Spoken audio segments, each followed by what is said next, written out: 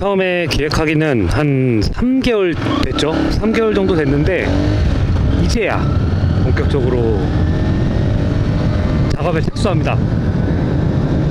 액션캠 부착하는 방법에 대해서 본격적으로 제작을 해보려고 하고요. 우선 전제로 깔아둬야 하는 부분들은, 제가 설명드리는 내용들은 바이크를 타면서 영상을 찍고자 하실 때, 그럴 때 주요한 방법이라는 겁니다. 쉽게 정리하면 액션캠의 부착 위치가 헬멧이란 얘기고, 주행을 하면서 어떤 바이크 배기음과 내 목소리를 동시에 담을 수 있는 그런 방법에 대한 이야기를 하려고 합니다. 여기서 인트로 한번 지나가야 돼요. 우선 파트는 3개 파트로 나눠서 제작을 할 생각입니다. 첫 번째는 영상, 그리고 두 번째는 음향, 그리고 마지막 세 번째는 부착할 때 안정성, 이렇게 3개로 나눠서 그렇게 제작을 할 생각이고요. 그중 첫 번째 파트인 영상 얘기를 지금부터 시작을 하겠습니다. 영상은 아무래도 화질을 무시할 수는 없어요. 그래서 4K나 8K까지도 요즘 나왔죠. 근데 일반적인 사람들이 쓰는 PC 사양으로 봤을 때는 FHD, 그러니까 FHD 정도의 화질로도 여러분들 지금 보시는 이 소니 AS300 정도의 화질을 얻으실 수가 있어요. 사실 소니 AS300이 4K 촬영 지원이 안 됩니다. 소니 액션캠은 X3000부터 지원이 되고요. 뭐 그 하위 기종들은 FHD가 한계예요. ISOH나 이런 액션캠들도 4K를 지원을 하기는 하지만 아직은 그 완성도가 사실은 좀 전문 캠코더 장비에 비하면 많이 열악한 것이 현실입니다. 그리고 편집할 때 4K는 감당이 안 되실 거예요. 저도 완전 똥컴은 아닌데 그래도 사양이 모질라서, 그래서 FHD로 작업을 하고 있습니다. 와, 멋있다. 그 두 번째는 흔들림이에요. 바이크라는 특성상 바이크 자체의 진동도 있고, 그리고 이렇게 주행하면서 맞는 주행풍도 충분히 흔들림의 요인이 될 수 있습니다. 이걸 어떻게 제어를 할 수 있느냐? 기본적으로는 손떨림 방지 기능이 있는 카메라를 쓰시면 좋고요. 손떨림 방지에도 2가지 종류가 있어요. 하나는 기계식 방식이 있고, 또 하나는 전자식 방식이 있습니다. 전자식 같은 경우에는 대부분의 액션캠들이 사용을 하고는 있지만 기계식에 비하면은 손떨림을 많이 잡아주지는 못하고 있고요. 소니 액션캠들이 기계식 손떨림 방지를 지원을 하고 있습니다. 만약에 손떨림 방지가 지원되지 않는 액션캠을 사용하시더라도 편집 프로그램을 사용해서 어느 정도까지는 잡아줄 수가 있어요. 그래서 자연스럽게 세 번째로 넘어가면 편집 프로그램에 대한 이야기입니다. 요즘은 편집 프로그램들이 워낙 잘 나와 있기 때문에 솔직히 핸드폰에 있는 어플로도 충분히 유튜브에 올릴 만한 퀄리티의 영상을 편집할 수가 있지요. 오, 양쪽에서 치고 들어왔어요 방금. 제 경우에는 프리미어를 사용하고 있고요. 뭐 파이널 컷 프로나 그런 것들도 사용할 수 있다고는 해도 프리미어만큼 능숙하게 사용하지 못할 뿐더러 제 대부분의 편집 습관들이 프리미어 프로에 맞춰져 있기 때문에 저는 앞으로도 오랫동안 프리미어 프로를 사용해서 영상을 편집하게 될 예정입니다. 영상에 대한 부분은 여기까지고, 음향 부분은 어쩔 수 없이 실내 컨텐츠로 가야만 해요. 좀 아무래도 설명을 할 때 보여드리면서 제작을 해야 될 것 같습니다. 약간의 노하우가 묻어 있는 거라서. 그래서 음향 부분은 실내에서, 즉 제 방에서 작업하는 걸로 그렇게 할게요. 반틈 뿅. 네, 실내로 다시 넘어왔습니다. 이 마이크가 제가 사용을 하고 있는 에듀티지에서 나온 ETM008이라는 핀 마이크고요.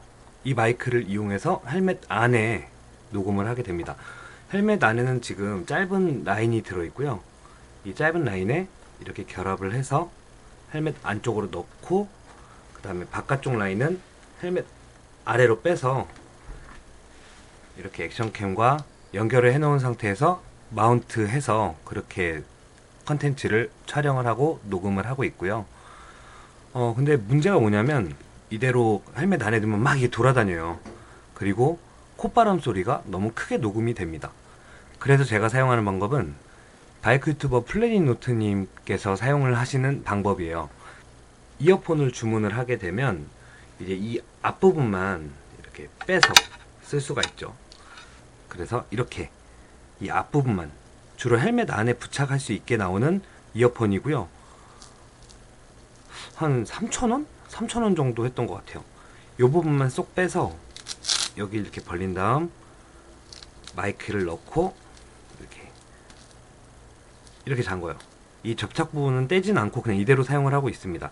이렇게 마이크를 넣은 것을 결합을 한 다음에 헬멧 안에 이렇게 그냥 넣어요. 이걸 여러분들 보이시는 각도에서 보여드리면 보이시나요? 이렇게 헬멧 안쪽에 입부분에 정확하게 위치하고 있습니다. 이중으로 감싸고 있기 때문에 콧바람 소리나 아니면 풍절음이 훨씬 더 적게 녹음이 된다는 장점이 있어요. 근데 또 한 가지 따져봐야 될 게 있어요. 아무래도 이 부분은 직접 보여드려야 할 부분이라서 주행을 하면서 말씀을 드려야 될 것 같아요. 우선 바이크에서 음성을 녹음할 때는 헬멧에 공기가 어떻게 들어오고 있는지를 확인을 해야 합니다. 에어 벤틸레이션이라고 하는 환기구들이 헬멧에는 많이 붙어 있어요. 그런 곳에서 들어오는 바람들이 전부 다 풍절음이 돼서 녹음에 방해가 될 수 있습니다. 그리고 의외로 많은 분들이 간과하는 부분들이 마이크 케이블의 길이입니다. 뭐 정확하게는 길이라기보다는 케이블의 질적인 부분이겠지만, 저처럼 저속 주행하고 뭐 정차 중에 주로 멘트를 하거나 평소에 뭐 짧게 녹음을 한다면 뭐 짧은 마이크 케이블도 상관이 없어요. 저도 지금 긴 케이블은 좀 거추장스러워서 짧은 케이블을 사용을 하고 있는데, 짧은 케이블로 녹음을 할 경우에는 이 숨소리 같은 경우에는 상대적으로 좀 덜 들어가는 부분이 있지만 음질이 깨끗하게 녹음되지 않습니다. 근데 반대로 또 바이크 배기음은 조금 더 크게 들어가는 것 같아요. 특히 경우에 따라서 이렇게 본인의 숨소리가 녹음되는 걸 싫어하시는 분들도 계실 거예요. 그런 분들께서는 짧은 마이크 케이블을 사용하셔도 되겠습니다. 그럼 반대로 긴 케이블을 사용을 하면 어떤 차이가 있을까요? 네, 케이블을 바꿔서 한번 들려드릴게요. 아마 귀가 좀 민감하신 분들은 대번에 그 차이를 느끼실 수 있을 겁니다.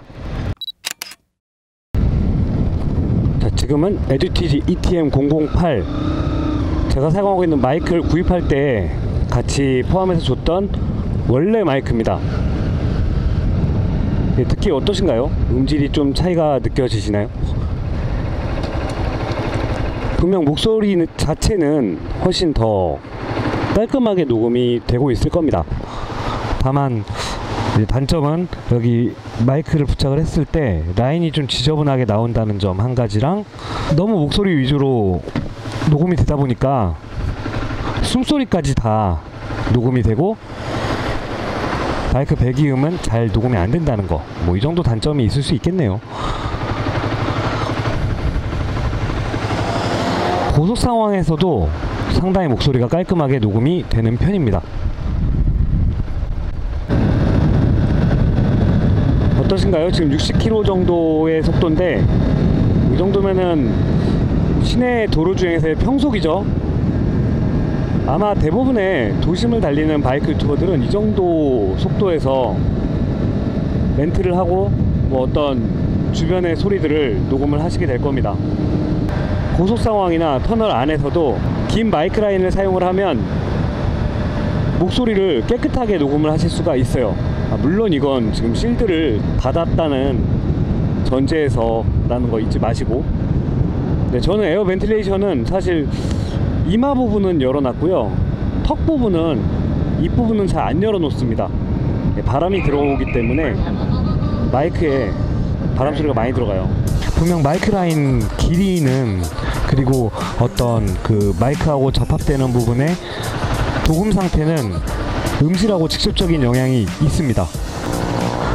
근데 뭐가 좋다 나쁘다 그런 거는 없다 보니까 사용하시는 분들이 본인 취향대로 맞춰서 사용을 하시면 될 것 같아요. 네, 그렇습니다.